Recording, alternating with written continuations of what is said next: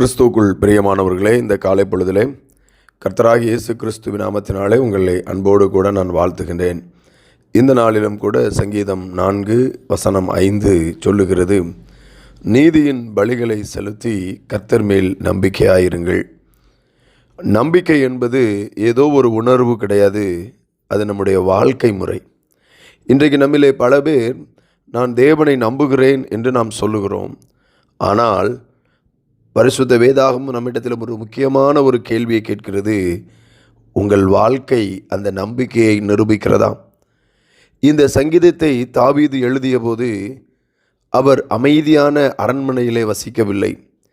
எதிர்ப்புகள், அவதூறுகள், நெருக்கடிகள் அவரை சூழ்ந்திருந்தது. அந்த சூழ்நிலையில்தான் தாவீது 2 கட்டளைகளை நமக்கு கற்றுத்தருகிறார். ஒன்று, நீதியின் பலிகளை செலுத்துங்கள். 2வது, கர்த்தர் மேல் நம்பிக்கையாயிருங்கள். இந்த 2 கட்டளைகளும் ஒன்றோடொன்று பிரிக்க முடியாதவைகளாக நாம் பார்க்கின்றோம். முதல் காரியம், நீதியின் பலிகளை செலுத்துங்கள். பழைய ஏற்பாட்டில் பலி என்பது ஏதோ ஒரு சடங்கு மாத்திரம் அல்ல, அது தேவனுக்கு அர்ப்பணிக்கப்பட்ட இதயத்தின் வெளிப்பாடு. நீதியின் பலி என்பது தேவனுக்கு பிரியமான, அவருடைய சித்தத்தின்படி வாழும் நம்முடைய வாழ்க்கையை அது சுட்டி காட்டுகின்றது. வெளிப்புறமான ஒரு ஆராதனை மட்டும் போதாது, நீதியுள்ள இருதயம் ஆண்டவருக்கு தேவை. 2வது நாம் இங்கே பார்க்கிறோம், கர்த்தர் மேல் நம்பிக்கையாயிருங்கள். இங்கே தாவீது உங்கள் சூழ்நிலையை நம்புங்கள் அப்படின்னு சொல்லலை, உங்கள் திறமையை நம்புங்க அப்படின்னு சொல்லலை, கர்த்தர் மேல் நம்பிக்கையாயிருங்கள் என்று சொல்லுகிறார். உண்மையான விசுவாசம் என்பது எல்லாம் புரிந்தபோது தேவனை நம்புவது அல்ல, எதுவுமே இல்லாத போது, எதுவுமே புரிந்து கொள்ள முடியாத போது கர்த்தரை நம்புவது தான் உண்மையான விசுவாசம். இந்த வசனத்தில் நம்முடைய கர்த்தராகிய இயேசு கிறிஸ்துவினுடைய வாழ்விலே அது ஒரு ஆழமான நிறைவை அது தருகிறது. அவர் தம்மைத்தாமே தேவனுக்கு பரிபூர்ண பலியாக ஒப்பு கொடுத்தார்.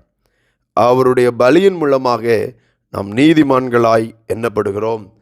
ஆகவே இன்று நாம் செலுத்தும் இந்த நீதியின் பலி என்பது ரட்சிப்பை பெறுவதற்காக அல்ல, ஏற்கனவே நாம் பெற்றிருக்கிற கிருபைக்கு நன்றியுள்ள பதிலாகும்.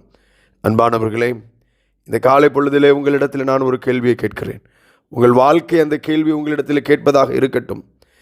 என் உதடுகள் தேவனை நம்புகிறேன் என்று சொல்லுகிறதா, அல்லது என் வாழ்க்கையே அதை நிரூபிக்கிறதா என்கின்ற கேள்வியை நம்மிடத்தில் கேட்டு பார்ப்போம்.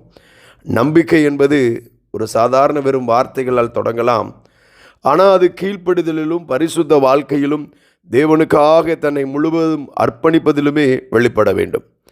உண்மையான விசுவாசம் தேவனிடம் எதையாவது கேட்பதற்கு முன் நம்மையே அவரிடம் ஒப்பு கொடுக்கிறது. அன்பின் பரலோக பிதாவே, எங்கள் உதடுகளால் மாத்திரமல்ல, எங்கள் வாழ்க்கையாலும் உம்மை நம்புகிறவர்களாக எங்களை மாற்றும். உமக்கு பிரியமான நீதியின் பலிகளாக எங்கள் இருதயத்தையும் எண்ணங்களையும் செயல்களையும் ஒப்புக் கொடுக்க கிருபை தாரும். எல்லா சூழ்நிலைகளிலும் உம்மீது நம்பிக்கை வைக்க எங்களுக்கு கற்றுத்தாரும். எங்கள் வாழ்க்கை உமக்கு மகிமையாய் இருக்கட்டும். எங்கள் கர்த்தராகிய இயேசு கிறிஸ்துவின் நாமத்தில் ஜெபிக்கின்றோம் நல்ல பிதாவே, ஆமேன். இது விடியல் வார்த்தை. ஒவ்வொரு விடியலும் தேவனுடைய வார்த்தையால் தொடங்கட்டும். கர்த்தர் உங்களை ஆசீர்வதிப்பாராக. ஆமேன்.